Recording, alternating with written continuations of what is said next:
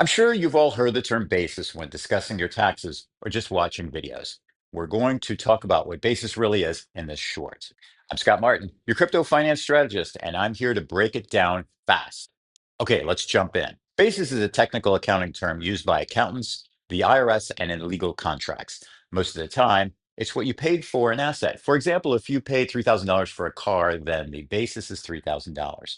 The reason basis is important is that when you sell your car or any asset, you take the amount you sold it for and subtract your basis, and that tells you how much you made, or in accounting terms, what your gain was. Simple, right? Well, yes and no. Basis is the entire effort that you put into the asset. So in the case of the $3,000 car, if you painted it for $1,000, then your basis in the car is now $4,000.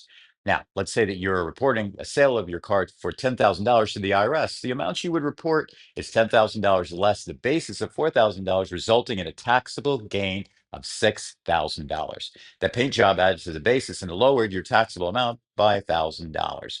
Not a huge amount, but every little bit helps. How this affects you in the world of cryptocurrency taxes is that your basis in any token may not just be the amount you paid for it. We're allowed to take into consideration things like transfer fees, gas, etc., which would increase your basis and decrease your gain. The other issue with cryptocurrencies or digital assets, as they're called by the IRS, is that you cannot specifically identify a single token that you're selling. In the case of the car, you know the car that you're selling, but the blockchain doesn't distinguish which specific token is being sold, only the token itself. That means you have to choose which purchase you're using as basis against the sale. Let's say you purchased one ETH or an Ethereum token for $1,550. Your basis would be $1,550. Super easy, just like the car example.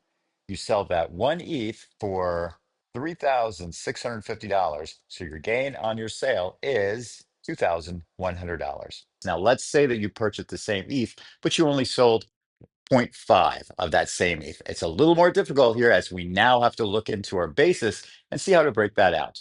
We're basically going to take zero point 0.5 ETHs worth of basis, or in this case, a half, and deduct that from the basis that we have since we only have half of the ETH that we had. That gives us a total gain of $1,050, which tracks as the price we sold it at is over double of what we purchased it for. Now we're going to ramp it up a bit. What if we purchased the ETH over time at different market prices?